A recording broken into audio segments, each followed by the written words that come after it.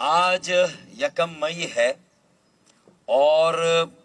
تحریک کے عظیم شہید عظیم احمد طارق بھائی کی 30ویں برسی ہے، اور اس موقع پر انہیں خراج عقیدت پیش کرنے کے لیے ہم سب یہاں جمع ہوئے ہیں۔ عظیم احمد طارق شہید تحریک کے بانیوں میں سے ایک بڑا نام ہے۔ عظیم احمد طارق شہید بھائی جو تحریک کا بنیادی نظریہ ہے، تحریک کی سوچ و فکر ہے، اور تحریک کی بالخصوص ابتدا سے جو نظریاتی لٹریچر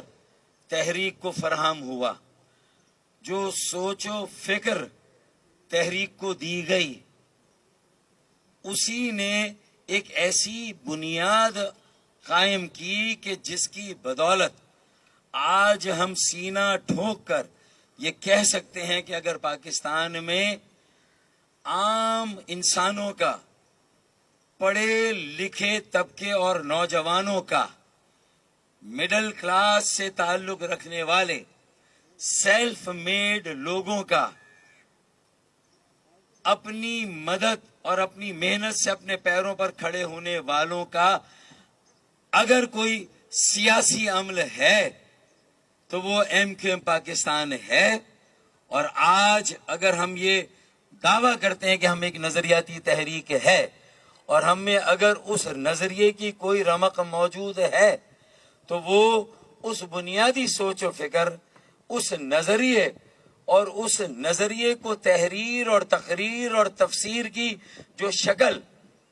شہید عظیم احمد طارق نے فراہم کی، اگر ہم اپنی تحریک کی تاریخ سے، اپنی تحریک کی بنیاد سے اس نظریے کو، سوچ و فکر کو، اس بنیادی لٹریچر کو اگر منہا کر دیں تو میں سمجھتا ہوں کہ پھر یہ جو تحریک ایک توانا درخت بنی تھی، ایک توانا شجر بنی تھی، اور اس نے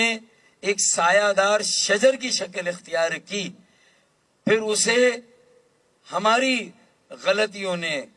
اسے پھر عاقبت نااندیشی نے، اسے پھر مطلوق العنانی نے جس جگہ لا کر کھڑا کیا، آج ہم سب تحریک کے عظیم شہید عظیم احمد طارق کی 30ویں برسی کے موقع پر اگر خود احتسابی کا عمل نہ کریں، اگر ہم یہ سوچ بچار نہ کریں کہ ہمارا آغاز کیا تھا، ہماری ابتدا کیا تھی، اور آج ہم کہاں کھڑے ہیں، تو ہمیں یہ واضح طور پر اندازہ ہوگا کہ ہم نے اس نظریے کو شاید بہت پیچھے چھوڑ دیا ہے۔ ہم نے اس سوچ و فکر اور سوچ و فکر کے عمل سے قطع تعلق کر لیا ہے، کنارہ کشی کر لی ہے، اور شاید یہی وجہ ہے کہ پھر 1993 میں جب عظیم احمد طارق بھائی شہید ہوئے تو وہ تحریک کے جو معروف شہداء تھے اس کی اولین فہرست میں ان کا شمار ہوتا ہے۔ بہت سے معروف شہداء ہیں تحریک سے جن کا تعلق رہا، عظیم احمد طارق اولین شہداء میں شامل رہے ہیں۔ تو آج اگر ہم اپنے ان تمام اولین شہداء اور بعد کے شہداء کو اسی طرح یوم شہداء، ایام شہداء کے موقع پر، عظیم احمد طارق بھائی کی 30ویں برسی کے موقع پر انہیں جہاں زبردست خراج عقیدت پیش کرنے کے لیے جمع ہوئے ہیں، اگر ہم اس بات کا اعادہ نہ کریں، ہم اس بات کی تجدید نہ کریں کہ ہمیں خود کو اپنے اس اصل سے جوڑنا ہے، اس نظریے سے جوڑنا ہے، جہاں ہمیں یہ عزم کرنا ہے کہ اس تحریک کا مقصد ایک عام پاکستانی کو، ایک عام انسان کو، ایک عام شہری کو ایک ایسا موقع دینا تھا جہاں وہ سر اٹھا کر چل سکے، جہاں وہ سر اٹھا کر جی سکے کہ آج پاکستان میں، سندھ کے شہروں میں جو ہمارے ساتھ سلوک روا رکھا گیا، جو بانیان پاکستان ان کی موجودہ نسل کے ساتھ ظلم اور ناانصافی کے جو پہاڑ توڑے گئے، چاہے مردم شماری میں ان کی آدھی سے زیادہ آبادی کو لاپتہ کر دیا جائے، چاہے غیر آئینی کوٹا سسٹم کی چکی میں آج بھی انہیں پیسا جائے، چاہے جعلی ڈومیسائل رکھنے والوں کو ملازمتیں دے دی جائیں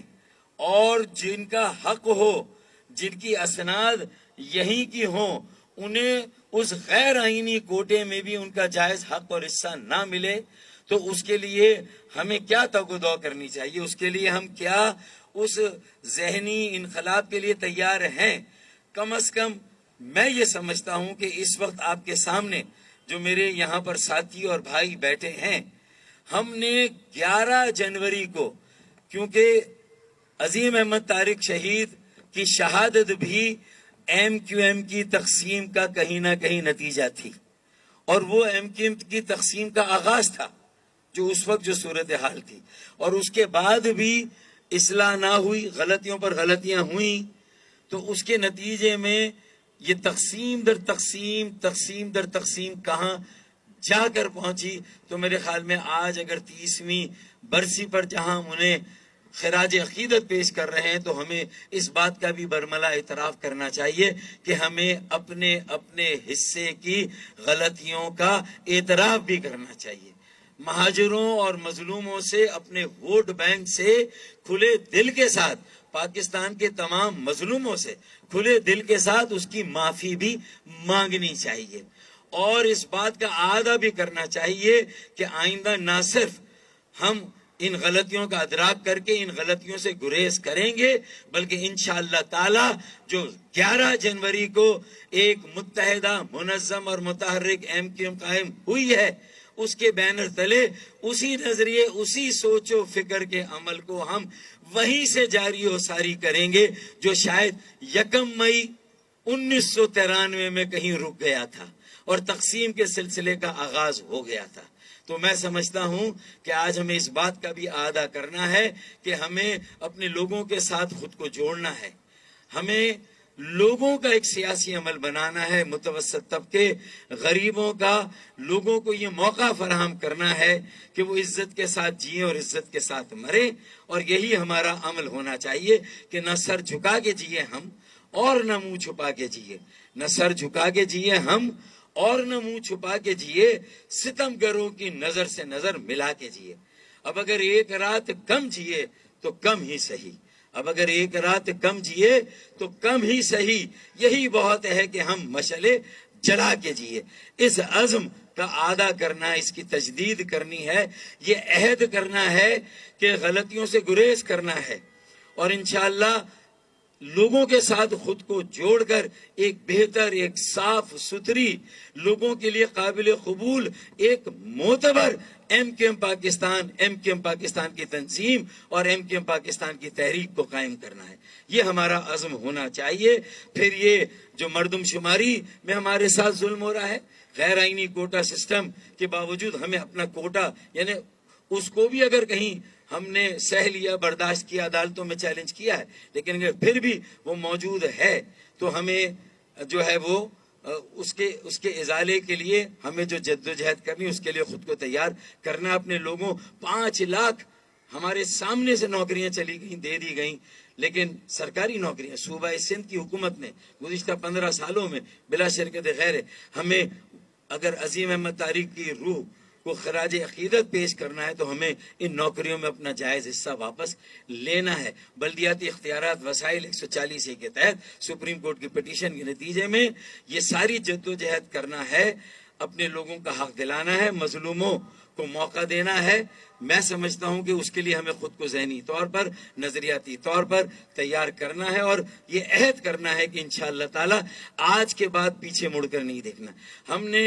اللہ کرے ہم اپنے شہداء کے آگے سرخرو ہوں کہ ہم نے اپنے اپنے حصے کی غلطیوں کو پیچھے رکھ کر، اپنی انا، اپنی ضد کو پیچھے رکھ کر، خالد مقبول صدیقی کنوینئر کی سربراہی میں جس یکجہتی کا مظاہرہ کیا ہے، جس عزم کا مظاہرہ کیا ہے، جس کا آج ہم اعادہ کر رہے ہیں، انشاءاللہ تعالی پیچھے مڑ کر نہیں دیکھیں گے، اور لوگوں کے لیے اپنی زندگیوں کو وقف کریں گے انشاءاللہ تعالی، اور اس میں اخلاص، بے لوس اور بے غرض ہو کر استقامت کے ساتھ سنسیئرٹی،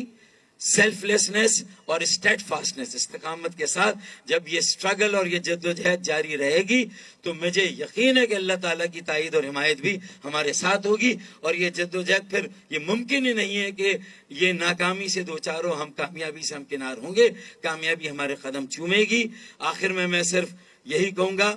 کہ مردم شماری، غیر آئینی کوٹا سسٹم، یہ ہمارا ہدف ہے۔ بلدیاتی اختیارات اور وسائل، جو روزگار میں ہمارا حصہ مارا گیا، جو بنیادی ہمارے مسائل ہیں، جو شہری مسائل، وہ اپنی جگہ پر موجود ہیں، اور کئی اور بحران ہیں، ہمیں ان سب کے لیے عظیم احمد طارق بھائی نے جو تحریر اور تقریر میں نظریے جو ولولہ پیدا کیا جامعات میں، نوجوانوں میں، آج وہ سوشل میڈیا ہمارے پاس ہے۔ میری آواز سنو، وجود کیوں اور کیسے، یہ وہ بنیادی لٹریچر ہے